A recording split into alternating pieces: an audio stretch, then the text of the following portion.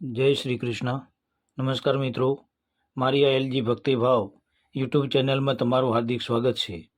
આજે આપણે લેખક શ્રી કૃષ્ણકાંત ઉનડકટની કોલમ ચિંતનની પડે મારે વધારે કંઈ જાણવું જ નથી ની રજૂઆત કરીશું.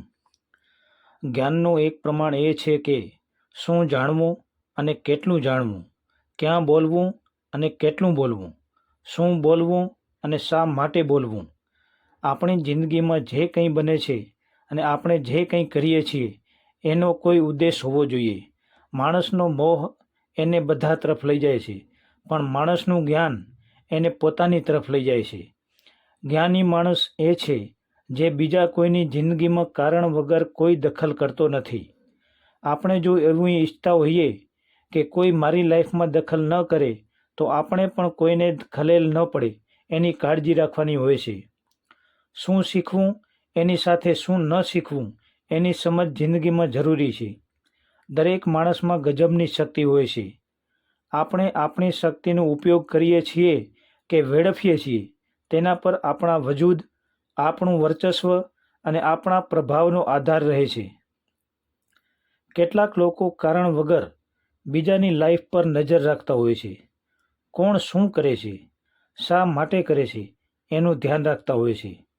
જાણી લીધા પછી બીજાને પણ એની વાતો કરતા હોય છે. તને ખબર છે પહેલાં એ શું કર્યું, પહેલી તો આમ કરતી હતી. એવા લોકો પાછા જજમેન્ટ પણ આપતા હોય છે કે એણે આવું ન કરવું જોઈએ, આવું એને જરાય શોભતું નથી, આવું કરવાથી તો એની ઇમેજ ડાઉન થાય છે. કોઈના વિશે વાત કરતાં પહેલાં પોતાના ઇમેજની ચિંતા કરવી જોઈએ કે મારી ઇમેજ કેવી થઈ રહી છે. એક યુવાનની આ વાત છે. એની ઓફિસમાં કોણ શું કરે છે એની એને બધી જ ખબર હોય. કોણ ક્યાં ગયું, શું કર્યું એનું જે ધ્યાન રાખતો. આખી ઓફિસની જાસૂસી કરીને એ પોતાના બોસને ઓફિસની ઝીણામાં ઝીણી વાત કરે. બોસને એમ કે હું આની વાતોથી અપડેટ રહું છું કે ઓફિસમાં શું ચાલે છે. થોડા સમય પછી એના બોસે જોબ છોડીને બીજી જોબ જોઈન કરી. નવો બોસ આવ્યો. નવા બોસને પણ તેણે ઓફિસમાં શું ચાલે છે તેની માહિતી આપવાનો પ્રયાસ કર્યો. બોસે સલુકાઈથી કહ્યું, કોણ શું કરે છે એ મારે નથી જાણવું, કોણ કેવું કામ કરે છે એનાથી જ મને મતલબ છે. તમે તમારું જે કામ છે એ કરો. જાસૂસી કરવા માટે તમને નથી રાખ્યા. કેટલાક લોકો એવું માનતા હોય છે કે કોણ શું કરે છે એના પર વોચ રાખવી જોઈએ, એનાથી કોઈ આપણને મૂર્ખ ન બનાવી જાય. આ વાત ભલે સાચી લાગતી હોય પણ સરવાળે એ આપણો સમય અને શક્તિ જ બગાડે છે. જે માણસ જે કરવાનો છે એ કરવાનો જ છે. તમે કોઈની મથરાવટી બદલી ન શકો. કેટલાક લોકો એવા જ હોવાના છે જે કોઈનું સારું બોલી જ ન શકે. આપણા મોઢે જે બીજાનું ખરાબ બોલતા હોય એ બીજાના મોઢે આપણું ખરાબ જ બોલવાના છે. કેટલાક લોકો કામ પૂરું થઈ ગયું હોવા છતાં જૂની વાતોનો ખેડો મૂકતા નથી. ફેમિલીમાં પણ એવા નમૂના હોય જ છે જે બીજાની ખણખોદ કરતા હોય છે. કોણ કેવા કપડાં પહેરે છે અને ઘરમાં એનું વર્તન કેવું હોય છે એની પણ એને બધી ખબર હોય છે. કૂથલી કરવામાં એને ગજબની મજા આવતી હોય છે. આપણે એવા લોકોને રોકી ન શકીએ પણ એને એન્ટરટેઇન ન કરીએ તો પૂરતું છે. વાત કરવી અને કોઈ નકામી વાત ન કરવી એ બહુ મોટી કળા છે.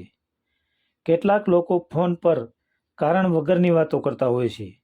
જે વાત કરવામાં 1 મિનિટ લાગે એમાં એ 5 મિનિટ લે છે. એકની એક વાતો કરે છે.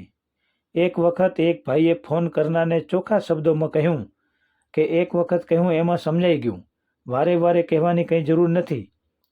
અમુક લોકો પોતે એક વખતની વાતમાં સમજતા નથી એટલે એ બીજાને પણ એકની એક વાત એક કરતાં વધુ વખત કરે છે. આપણને કેટલાક લોકોનો ફોન આવે ત્યારે સ્ક્રીન પર એનું નામ જોઈને જ આપણા ભવા તંગ થઈ જાય છે. આ ઘડીકમાં છોડશે નહીં. આપણે ઓકે, ફાઇન, ભલે એવું કહીને વાતમાં વાત પૂરી કરવાના ઈશારા આપીએ તો પણ એને સમજાતું નથી કે હવે વાત પૂરી કરીએ. એક માણસ તરીકે આપણે ભરોસાપાત્ર હોવા જોઈએ. આપણા લોકોને આપણા પર શ્રદ્ધા હોવી જોઈએ કે આ ખોટી વાતોમાં પડશે નહીં અને જે કરવાનું હશે એ જ કરશે. કેટલાક લોકો બીજાને ચડાવી દેવામાં માહોર હોય છે. હમણાંની એક સાવ સાચી વાત છે. બે લોકો ફોન પર વાત કરતા હતા. આ દરમિયાનમાં ત્રીજી વ્યક્તિની વાત નીકળી. મને એને ચકાસવાનું નક્કી કર્યું. એક માણસે કહ્યું કે હું એને લાઈન પર લઉં છું, તો કંઈ બોલતો નહીં, ખાલી સાંભળજે. એણે ત્રીજી વ્યક્તિને ફોન લગાડ્યો અને કેટલીક વાતો કરી. પેલો માણસ સાંભળતો હતો. આ ઘટના પછી જે માણસ વાત સાંભળતો હતો તે સાવધાન થઈ ગયો. આની સાથે વાત કરતી વખતે ધ્યાન રાખવું. એ આપણને ફોન કરે ત્યારે જો કોઈ પણ લાઈનમાં હોઈ શકે છે. કોઈ ભલે બોલે નહીં, પણ આપણે જે કરતા હોઈએ એનાથી આપણને તો એ માપી જ લેતા હોય છે કે આનો કેટલો ભરોસો કરવો.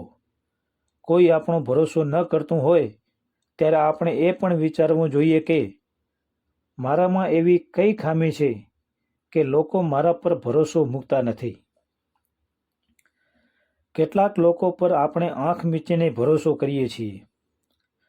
આપણને ઘણા સુધીની ખાતરી હોય છે કે આ વાત તે પોતાના સુધી જ રાખશે. હવેના સમયમાં વાતોને વાયરલ થઈ જતાં વાર નથી લાગતી.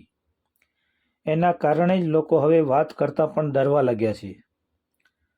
ફોન પર વાત કરતી વખતે સાવધાની વર્તે છે. ક્યાંક એ રેકોર્ડ કરતો કે કરતી ન હોય. લોકો ફોનને બદલે વોટ્સઅપ કોલ પણ સ્પીકર પણ કોલ કરવા લાગ્યા છે. માણસને હવે ચેટની પણ ચિંતા થવા લાગી છે. ક્યાંક ચેટનો સ્ક્રીનશોટ ફરવા ન લાગે. લોકો દરેક વાતમાં ડરવા લાગ્યા છે. દરેક વાતમાં શંકા જ જાય છે. સંવાદ ઘટવાનું એક કારણ સમજ અને શ્રદ્ધાનો અભાવ પણ છે. કઈ વાતમાં પડવું અને કઈ વાતમાં ન પડવું એની સમજ જરૂરી છે.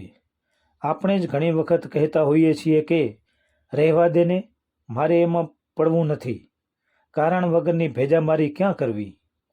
કેટલીક બાબતોમાં સ્વાર્થી થવામાં પણ કંઈ ખોટું નથી. જેમાં કંઈ લેવા દેવા ન હોય એનાથી દૂર રહેવું જ સારું છે. હું ભલો અને મારું કામ ભલું, હું ભલી ને મારું કામ ભલું, એ સિદ્ધાંત આપણી જાત પર જ ફોકસ રાખવા માટે જરૂરી છે. કેટલાક લોકો બીજામાં એટલા બધા રચ્યા પચ્યા રહે છે કે પોતાના પર એનું ધ્યાન જ નથી હોતું. પોતાના પતન માટે એવા લોકો પોતે જ જવાબદાર હોય છે. કંઈ કરવું હોય, કંઈ બનવું હોય, શાંતિ જોતી હોય અને સુખી રહેવું હોય તો કામથી જ કામ રાખવાનું સિદ્ધાંત રામબાણ સાબિત થાય છે. પ્રિય શ્રોતાજનો, જો તમને આ વિડીયો પસંદ આવ્યો હોય તો લાઈક, શેર અને કોમેન્ટ જરૂર કરજો. અને ફરી આવા વિડીયો જોવા માટે મારી આઈએલજી ભક્તિભાવ યુટ્યુબ ચેનલને સબસ્ક્રાઈબ જરૂરથી કરશો. જય શ્રી કૃષ્ણ.